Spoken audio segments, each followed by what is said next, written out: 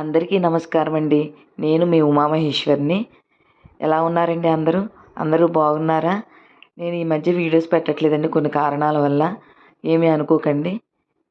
అందుకే ఈరోజు మంచి వీడియో చేసి చూపిద్దామని, అదేనండి గోంగూర పచ్చడిలు చేసి చూపిద్దామని ఈ వీడియో చేస్తున్నానండి.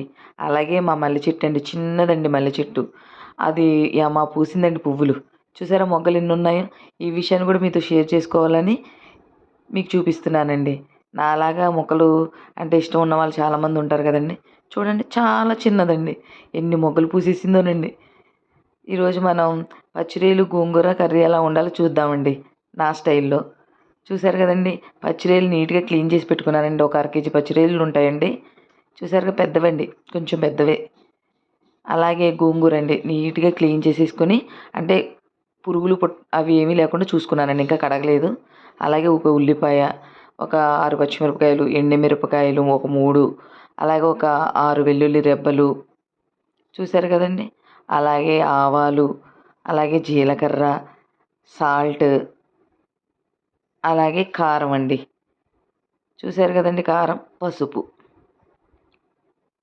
అలాగే కరివేపాకు రెబ్బండి ఒకటి, అలాగే మన ఆయిల్ అండి, కొంచెం వాటర్ కావాలండి. అలాగే ఒక నిమ్మకాయ సైజ్ అంతా చింతపండు తీసుకోవాలండి. గోంగూర పులుపు అనుకుంటారు, కొంచెం పులుపు వేసుకుంటే ఇంకా చాలా బాగుంటుందండి.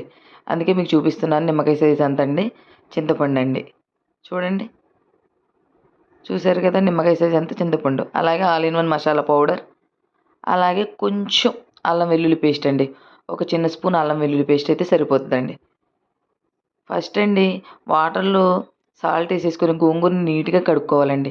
మనం ఏ ఏ వంట చేసినా ఈరోజు ఇది చేస్తామని అనుకుంటాం కదండి, సాల్ట్ వాటర్లో ఆ కూరగాయల్ని కొంచెం సేపు నానబెడితే ఏమన్నా అది పురుగు మందులు అవి ఉంటాయి కదండి, అవన్నీ క్లీన్ అయిపోతాయండి, నీట్గా ఉంటాయి అన్నమాట. అందుకే ముందు ఒక అరగంట ముందు మనం ఏ కూరలు వండినా ఆ కూరగాయల్ని వాటర్లో నానబెట్టుకోవాలండి. అప్పుడు మనకి ఎటువంటి కొంచెం హెల్త్ గురించి అనమాట ఎటువంటి ప్రాబ్లమ్స్ ఉండవు.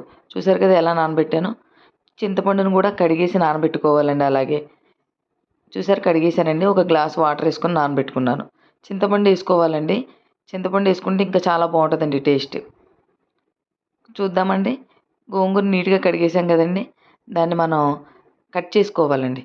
కొంచెం పెద్దగా ఉంటాయి కదండి ఆకులు. చూసారు కదా, ఒక కట్ట పడుతుందండి, ఒక కట్ట గోంగూర పడుతుందండి. నిన్నే రైతు బజార్లో తెచ్చామండి గోంగూర, చాలా బాగుందండి. చూసారు కదా. అలాగే బాణీ పెట్టేశానండి, గిన్నె పెట్టేసేసి ఆయిల్ వేస్తున్నాను చూడండి. చాలా బాగుంటుందండి గోంగూర పచ్చిరొయ్యల కర్రీ. ఒక 2 గరిటెలు ఆయిల్ వేసుకోవాలండి. ఒకసారి ట్రై చేయండి, చాలా చాలా బాగుంటుంది. చూసారు కదా, కొంచెం మీడియం ఫ్లేమ్లో పెట్టుకోవాలండి, హై ఫ్లేమ్లో పెట్టుకోకూడదు. కొంచెం ఆయిల్ హీట్ అయిన తర్వాత మనం కట్ చేసిన గోంగూరని వేసేసుకోవాలండి. ఫస్ట్ గోంగూరని వేపుకోవాలండి, పచ్చివాసన పోయేదాకా. కొంచెం గోంగూర స్మెల్ వస్తుంది చూడండి, ఉడికిన వాసన, ఆ వాసన వచ్చేదాకా దాన్ని ఉడకబెట్టుకోవాలండి. మాడనివ్వకూడదండి, ఉడకబెట్టుకోవాలి. చాలా బాగుంటుందండి ఈ కర్రీ. ఒకసారి ట్రై చేయండి. మీరు ఉండే ఉంటారు కానీ ఈ స్టైల్లో ఒకసారి ట్రై చేయండి.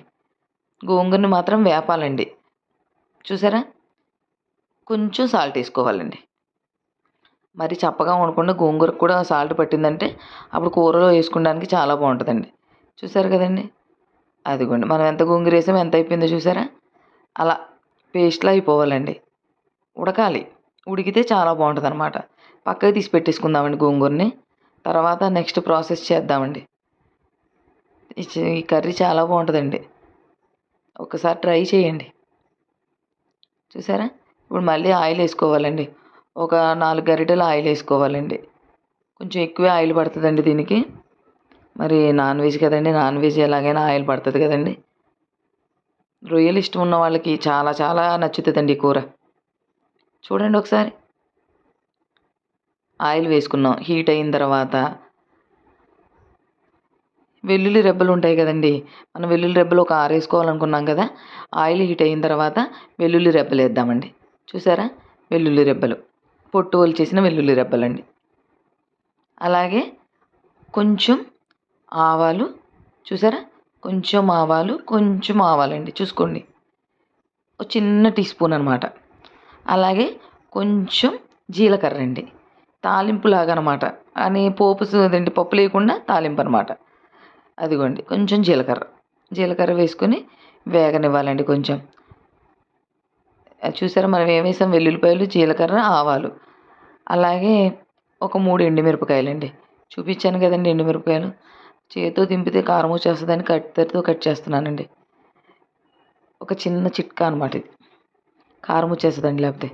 కళ్ళలో పెట్టేసుకుంటాం కదా ఎప్పుడు, మొహం మీద రాసేసుకుంటాం కదండి అందుకండి. చూడండి కరివేపాకు, ఒక రెబ్బ కరివేపాకండి. ఇవి వేగనివ్వాలండి. చూసారా వేగాలి.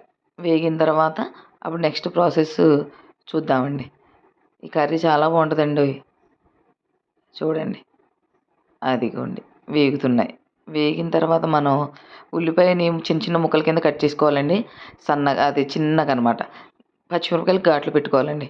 ఆ ఉల్లిపాయ, పచ్చిమిరపకాయ వేసేయాలండి. ఒకే ఉల్లిపాయ అండి.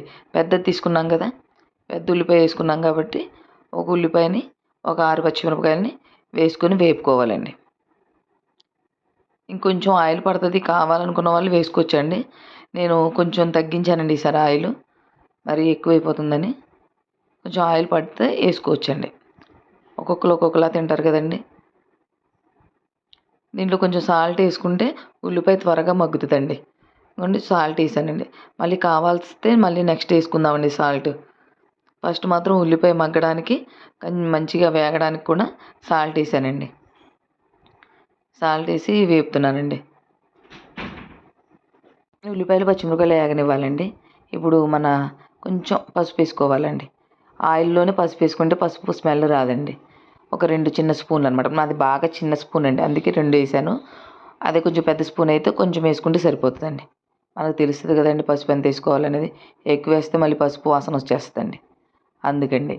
చూడండి అదిగోండి పసుపు వేసి వేగిన తర్వాత నీట్గా క్లీన్ చేసి పెట్టుకున్న రొయ్యలు ఉన్నాయి కదండి, ఆ రొయ్యలను వేసుకోవాలండి. చూడండి నీట్గా క్లీన్ చేసి పెట్టానండి. క్లీన్ చేసి పెట్టిన తర్వాత ఒక 1/2 కేజీ రొయ్యలు ఉంటాయండి. చాలా బాగుంటుందండి రొయ్యలు, పచ్చి రొయ్యలు, గోంగూర. ముద్ద ముద్దకి రొయ్య వస్తుంటుంటే అదిరిపోతుందండి కూర. చాలా చాలా బాగుంటుంది. రొయ్యలు ఇష్టం ఉన్న వాళ్ళకైతే ఇది మంచి భోజనంలో, అన్నంలో చాలా చాలా బాగుంటుంది అనమాట. అసలు రుచిగా ఉంటుంది. వేపుకోవాలండి. పచ్చి రొయ్యలని కొంచెం సేపు వేగనివ్వాలి. సాల్ట్ వేసాం కదా, సాల్ట్ దీనికి పడుతుందేమో అనుకునేరు. సాల్ట్ ఏం పట్టదండి, చాలా బాగుంటుంది అనమాట. సాల్ట్ అస్సలు పట్టదు. చూడండి వేగనివ్వాలండి పచ్చి రొయ్యలు. వేగిన తర్వాత కొంచెం అల్లం వెల్లుల్లి పేస్ట్ వేసుకోవాలండి. ఒక చిన్న స్పూన్ అల్లం వెల్లుల్లి పేస్ట్ వేసుకుంటే దాన్ని కూడా పచ్చివాసన పోయేదాకా వేగనివ్వాలండి. చూడండి అల్లం వెల్లుల్లి పేస్ట్ వేసాను కదండి, పచ్చివాసన పోయేదాకా వేగనివ్వాలి. వేగిన తర్వాత మన all in one masala powder ఉంటుంది కదండి. ఒకవేళ all in one masala powder ఏంటి అనుకుంటున్నారనుకోండి, మా వీడియోస్ ఉంటాయి చూడండి, అది ఎలా తయారు చేయాలో చాలా బాగుంటుందండి. అన్ని కర్రీస్కి మేము అదే వాడతామండి. ఒకసారి చూడండి all in one masala powder ఎలా తయారు చేయాలో చూసి తయారు చేసుకోండి. అది వాడతానండి. చూడండి వేసాను ఒక్కొక్క చిన్న spoon all in one masala powder అండి, చిన్న స్పూన్ అండి. ఒక మన మీడియం సైజ్ స్పూన్ ఉంటుంది కదా, ఆ spoon all in one masala powder అండి. ఇది కూడా వేసి కాసేపు వేగనివ్వాలండి. చూసారా కొంచెంసేపు వేగనివ్వాలండి. వేగకుండా మాత్రం ఏమీ వేయకూడదండి. ఒక 3 నిమిషాల పాటు అది కూడా వేగిన తర్వాత అప్పుడు మనం కారం వేసుకోవాలండి. కారం నేనైతే ఒక 3 స్పూన్లు వేస్తున్నానండి. చూసారా వేగిందండి. ఆయిల్ పైకి వచ్చింది కదండి, ఆయిల్ పైకి వస్తే వేగినట్టు అనమాట. ఆయిల్ పైకి వచ్చిన తర్వాత మనం కారం వేసుకోవాలండి. ఒక 3 స్పూన్లు కారం వేస్తున్నాను. ఇంకా స్పైసీగా కావాలంటే ఇంకొక స్పూన్ కూడా యాడ్ చేసుకోవచ్చు. ఒక్కొక్కరు బాగా స్పైసీగా తింటారు కదండి. పచ్చిమిరపకాయలు ఎక్కువ వేసాం కదండి చెప్పి కారం తక్కువ వేసానండి. 3 స్పూన్లు కారం వేసి ఒక్కసారి వేగనివ్వాలండి. కొంచెం సేపు ఒక 2 నిమిషాల పాటు వేగిన తర్వాత మనం గోంగూరని ఉడకబెట్టేసాం కదండి, అదే ఫ్రై చేసుకున్నాం కదండి, ఆ నూనెలో ఫ్రై చేసుకున్న గోంగూరని ఈ రొయ్యల్లో కలిపేయాలండి. చూడండి కలుపుతాను. చాలా చాలా బాగుంటుందండి కూర. అదిగోండి మన గోంగూర అది కలిపేసేసుకుంటే చూడండి మొత్తం రొయ్యలకు పట్టేలా కలపాలండి. అలా పైపైన ఉంచకుండా రొయ్యలకు మొత్తం పట్టేలా కలపాలి. కొంచెం దీంట్లో కారం అవి ఎక్కువే పడతాయండి. గోంగూర కొంచెం పుల్లగా ఉంటుంది. అందుకు తోడు మనం కొంచెం చింతపండు రసం కూడా వేస్తున్నాం కదండీ! అందుకు కారం, మసాలాలు, సాల్ట్ కొంచెం ఎక్కువగానే పడతాయండి. ఆయిల్ కూడా కొంచెం పడుతుందండి ఎక్కువనే. చూసారా ఇలా కలుపుకున్నాక ఇప్పుడు మనం చింతపండు రసం తీసుకొని ఉంచుకోవాలండి. మనం నానబెట్టుకున్నాం కదండీ చింతపండు రసం. ఆ వాటర్ ఎంత వేసానో ఆ వాటర్ అంత చింతపండు రసం తీసుకుంటే సరిపోతుందండి. దాన్ని వేసేసి కొంచెం సేపు అదిగోండి తీసాను చూసారా, ఒక టీ గ్లాస్ ఒక 100 ml అనమాట. 100 ml చింతపండు రసం వేసి ఉడకనివ్వాలండి. అదిగోండి కలిపేసేసి మంచిగా అన్నిటికీ రొయ్యలకు కూడా చింతపండు రసం పట్టేలాగా కలిపేసి ఉడకనివ్వాలండి. ఉడికిన తర్వాత మళ్ళీ ఒక గ్లాసు వాటర్ వేసుకుంటే అప్పుడు మొత్తం అంటే రొయ్యలు, గోంగూర అన్నీ మంచిగా ఉడుకుతాయండి. ఉల్లిపాయ కూడా వేసాం కదా, అన్నీ మంచిగా ఉడికి దగ్గరగా అయిన తర్వాత చూసారా గ్లాసు ఒక 200 ml వాటర్ ఉంటాయండి. ఒక 200 ml వాటర్ వేసేసుకున్న తర్వాత మరొక్కసారి కలుపుకొని మనం మూత పెట్టేసుకుని ఉడకనివ్వడమేనండి. చూడండి ఒక్కసారి బాగా కలిపాను, మూత పెట్టేసి ఉడకనిచ్చానండి.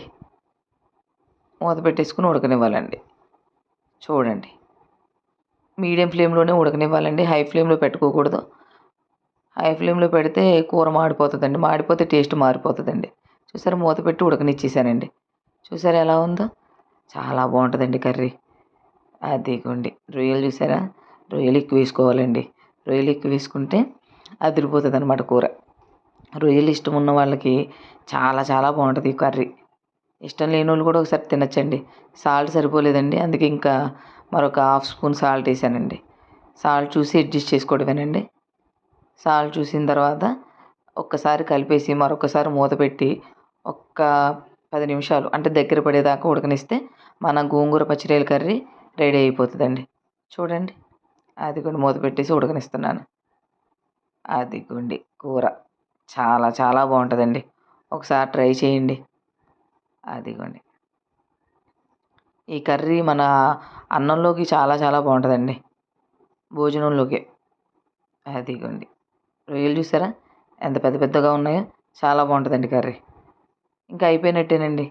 ఇంకొంచెం సేపు ఇంకొక 5 మినిట్స్ మూత తీసేసి ఉడకనిస్తే అదిగోండి ఇలా దగ్గర పడిన తర్వాత ఇంకా కూర అయిపోయినట్టేనండి. గోంగూర పచ్చిరొయ్యల కర్రీ రెడీ అండి. దీన్ని మనం చూసారా ఒక బాక్స్లోకి తీసి చూపిస్తానండి ఎంత బాగుంటుందో కర్రీ. ఇన్ని చూసారా అద్భుతం అండి. రొయ్యలు చూసారా ఎలా ఉన్నాయో, చాలా చాలా బాగుంటుందండి. ఒకసారి ట్రై చేయండి. మా వీడియోస్ కనుక మీకు నచ్చితే లైక్ చేయండి, షేర్ చేయండి, మా ఛానల్ని సబ్స్క్రైబ్ చేయండి. ఉంటానండి, మీ ఉమామహేశ్వరి.